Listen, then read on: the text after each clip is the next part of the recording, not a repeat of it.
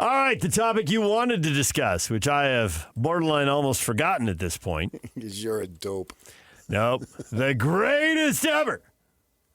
This is the biggest win that is facing BYU or the most crushing, soul-destroying loss. And it's crazy to think that you could be Saturday night 9-2, and this sucks lowest of any BYU defeat ever. But I think that's realistic. I think the crushing loss I could probably sign off on. I'm trying to think what would compete with it. Nothing. Because the stakes have never been higher. Yeah, I know, and I get that. And that's why I'm taking a long pause here as I'm running through the nominees and thinking, do I really? So the nominees are. Since you just watched the CMAs last night, the nominees are. Well, I think you have to put that Utah 54 point. But to your point, it was a September game. What were the stakes? BYU is totally erased the independent era. It's not. You look in their media guides; it's not even in there. That's two different things. That's two different things. I know they've moved past in a big way. Totally agree with that. But nonetheless, when people walked out of the stadium, their soul was crushed. Yak, you went to Mountain View High. You grew up amongst. What was Utah's record that year? Well, I mean, it was game 2 or 3. I mean, they were 1-1 or 2-0. No, that year, not at that point in the year. That year, that might have been one of the 5 and 7 seasons. The BFD. Yeah, it is, because you're that far behind your rival. No. Yes. And your rival is that far behind everybody else in their conference. That was a bad loss. But I think because of what you say about the stakes, and I hate it when you do this because you do it like weekly. The greatest thing ever. And then you always with the comma, I admit I'm a prisoner of the moment, comma, the greatest, the worst thing ever. The stakes have never been higher for BYU football. But that's not an arguable statement. This is one where you got a good case. I don't think it's the best case. It's open shut, case closed. It's not, well, I mean, you still have to go back to Michigan when they won the national title as the greatest win because they actually got the title. That's how they did it in that era. I get you don't like that era. It was weird and blah, blah, blah. But nonetheless. Hey, they played tough to beat a 6-5 Michigan team. I know all of that, yeah. But nonetheless, that was how it worked in that era, and they got it. Don't we have to look back just to last year? No. This is higher.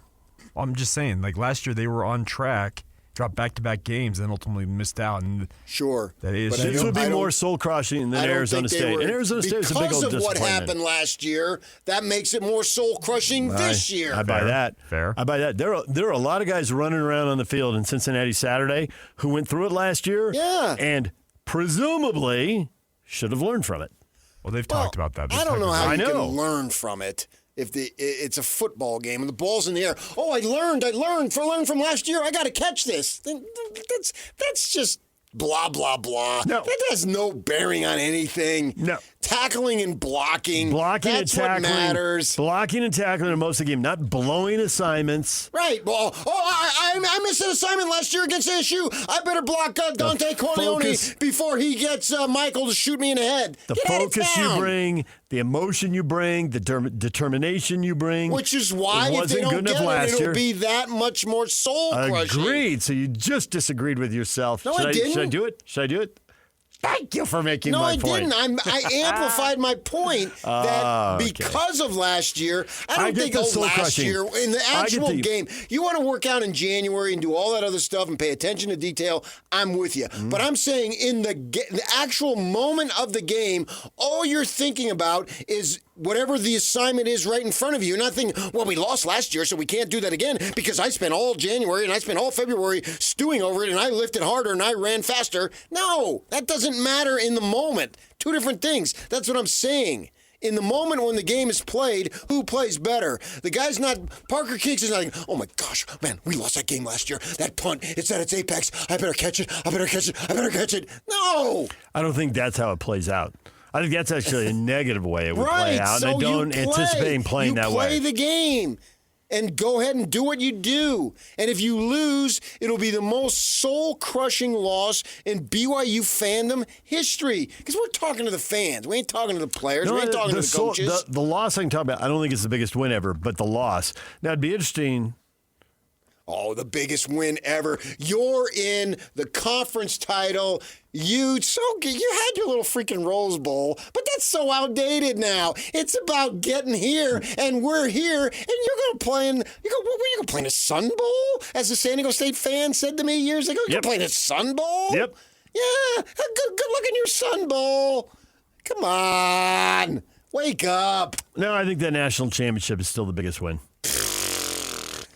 Where it doesn't matter for a lot of people is it's so long ago now that for a couple generations of people, it doesn't resonate. They dead. Yeah. Yeah. Well, I was going to go more with the people who are 40 and under weren't born yet, but you're right. A lot of people were there. Yes, are dead. Because you want to spin the positive. I get it. You're old. You don't have much time left, and you're still worried about your freaking image. Nope. I'm going to tell you the truth. No, you're not. They dead. No, you're not. That whole memory thing, get out of town because that was nonsense. Here you can get into the playoff, and nobody needs to vote you in. Mark Harlan can sit there and just do whatever he wants. That's an argument. It doesn't matter. You're in. That's an argument for the conference championship game, but not for Cincinnati.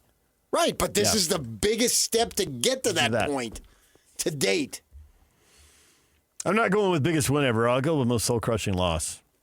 You're getting to such a big stage and so close, and to go through it, again with the back-to-back losses. They said they were never going to let it. They learned from their experience. Every single one of them, they learned.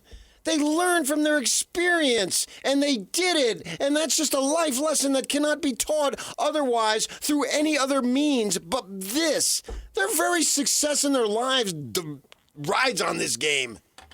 Because they learned from it. They'll get fired 14 times by 14 different stations if they don't learn from this game. They learned. They will go down your path. Yeah.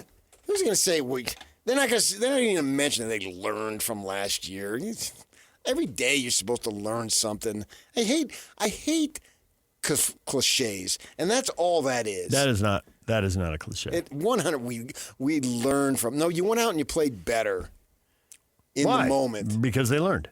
Yeah, Bachmeier, he learned a whole hell of a lot last year when he didn't even pay attention to it. And that's why I said when this started, they have a lot of guys who played last year. I didn't say they all played last year. Oh, you Obviously, didn't? I thought guys. everybody played last year. I thought they returned the whole team. My bad. Make a bad point and then mock me for it. Nice. I actually thought, make a bad point. Yes. You did. I agree that the most important position guy who plays it had no idea he'd even be at BYU at this time last year. DJ PK, it's 97.5, the KSL Sports Zone. Sheesh.